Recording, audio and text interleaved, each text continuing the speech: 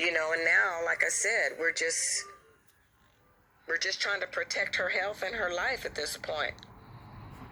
And I just can't understand why you can't come to the household and demand that those people come out and don't come back. That's just like a small... That's not our job. You can't do that to help a resident? No, I can't go into somebody's house and kick somebody out. My mom clearly does not want these people in her home. You cannot make them leave because my brother is being an asshole drug addict? Understood. I can't. If they're causing harm, if there's a reason for us to be there, and she steps out of her room and says, I want these people out of my home, and they don't live there, we will ask them to leave. Okay, that's what I want. That's what I want. Your mom is scared to say anything. She's scared of my brother. Okay, so what's going to happen when all these crackheads leave and your brother's still there? Well, we'll have to worry about that later, but I don't want all these people in her home. Are they there right now? I don't know. I haven't been up there today. I can find out. When was the last time you saw a bunch of people up there?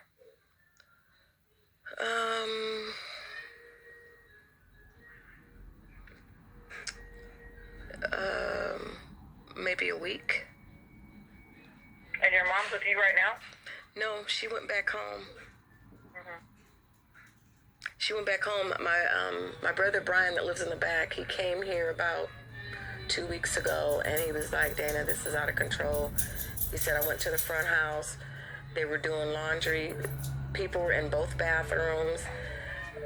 Some of them were in the living room in front of the fireplace smoking. And my mom overheard this, and she's like, I want to go and check it out. So we went there, and before we got out of my car, I was like, Mom, put this mask on before we go inside. So she just got real, combative and refused to put the mask on.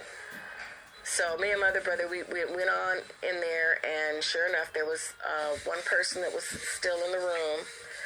And there were two people that was running out the back gate, and then I could hear another person in the backyard, like in the bushes somewhere. And my mom refused to come back to my house. And I was like, well, Mom, let me bleach the house first tomorrow morning, because this was about 10, 11 o'clock at night. I was like, let me bleach the house tomorrow morning, and then, you can come on back home. And she just got, real combative and had a nasty attitude. And was like, no, I'm staying home. You can't tell me what to do, and you're trying to boss me around, blah, blah, blah. And I was like, Mom, if you don't come home with me now, I said, you can't come back to my house, because this house is filthy. And people have been in here, and I'm not comfortable with that. She goes, I'm staying here. You're not going to tell me what to do. So I left. So you understand our dilemma. Your mom has been, But she's not in her right mind. She's not in her right mind. And she's been brainwashed by your brother. And probably verbally bullied. Yeah, no doubt. And she's not in her right mind. She is not the same woman that she was 6 months ago. Her mental state has completely plummeted.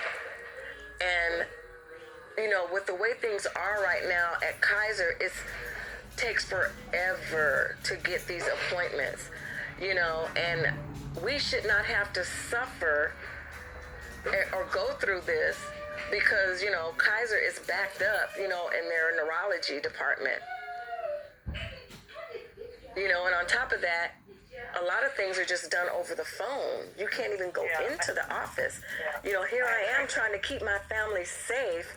And if a couple of officers can't go to the house and demand that those people come out, get on the bus, and take your ass back to Skid Row, it seems like a simple task. You can't take 15 minutes out of your day to go up there and get those people out of the house for us? You gotta understand, it's not that we don't want to help. It's not that we don't think that they don't belong there. From what you're telling me, they don't sound like nice people. So they don't belong there. And your mother is in the presence of her son, who obviously doesn't care about your mother or her health. Right. But you have to understand, when it comes to search and seizure, when it comes to everybody's right to privacy in their own homes, there's a constitutional rights that we cannot violate as much as we want to. And we know, I understand your frustration. I hear your struggle. I really do.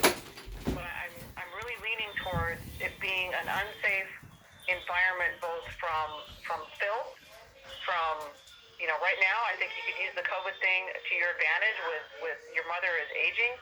She's, these are the folks that are dying of the COVID-19. And these are people that are coming in and out of the house that aren't obeying by that. But that's not something that we could go arrest them for. I don't want them arrested. I want them removed and told not to come back. Well, let them know that they're not welcome there. My brother's brain is fried. My mother is mentally declining.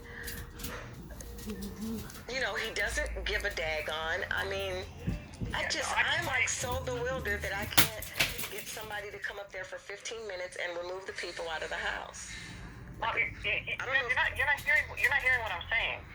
It's not a time frame. It's not that the deputies are being lazy or don't want to do their jobs. This is something that constitutionally we cannot do. We cannot come in there and remove people from a home simply because you don't want them there, and you're not even the owner. If your mom. But I'm representing my mother that is mentally unstable. Okay. Well, if you have that in writing and you have the fact that this is your home, because your mom allows her son, your brother. I keep telling you that she doesn't want the people there. She has come out in the morning to get some coffee, and there's this filthy person in the refrigerator digging around in her refrigerator that scares her to death. I understand. What woman in their right mind would allow that? Things are going on that she does not want. I don't know. I'm trying to abide by the law as much as I can without dragging my brother out there by his feet and clunking him over the head, I mean, this is unreal. This is really, really unreal. Well, this is a situation that is very unfortunate. I know it doesn't help you. I keep talking to people, and all I hear is what you can't do. I can't do this. I'm not going to do this. I can't. What about doing something, a good gesture? I see officers do good things for people that are not part of their job title. Right. Buy them groceries, do things for their kids, do things that's not part of the title that they can do. We do that. To help people. My family needs help, and I feel like no one cares. My mother clearly does not want these people in her home. She is not mentally able. My brother is mentally fried, He makes no sense half the time. He should be on some type of mental medication that he's not taking. Right. And, I mean, what son that loves their mother would do this during this time period? He clearly told her, I don't give a fuck about no virus. That's exactly what he told both of us. Yeah. And I completely believe you. And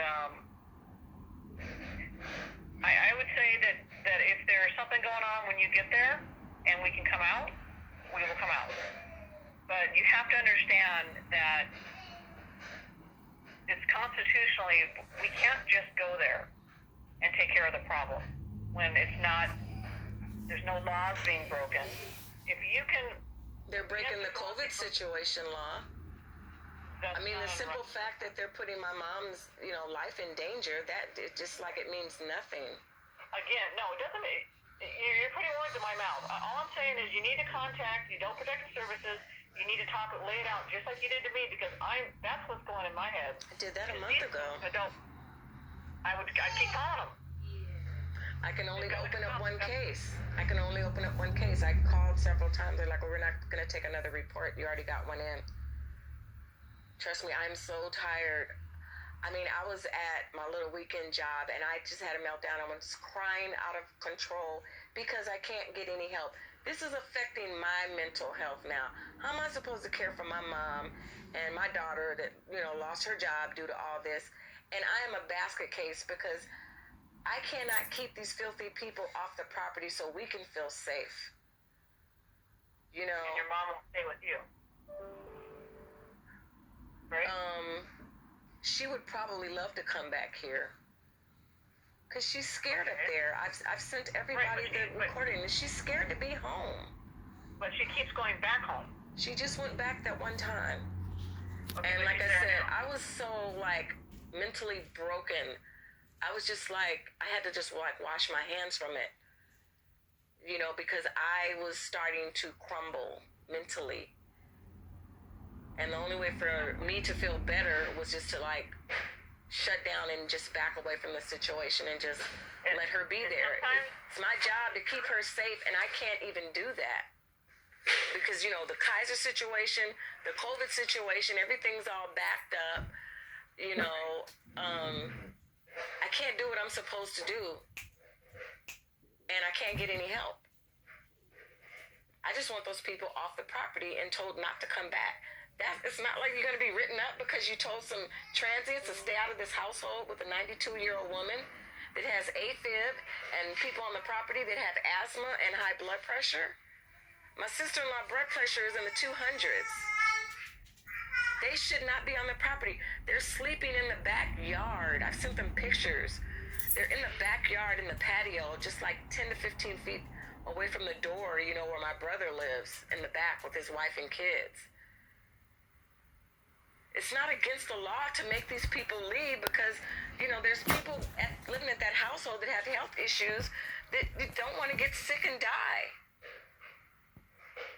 I hear what you're saying, and I want to help, and if there's something that happens that we can roll out there, and there's laws that have been broken and we can impact them, we're going to do that.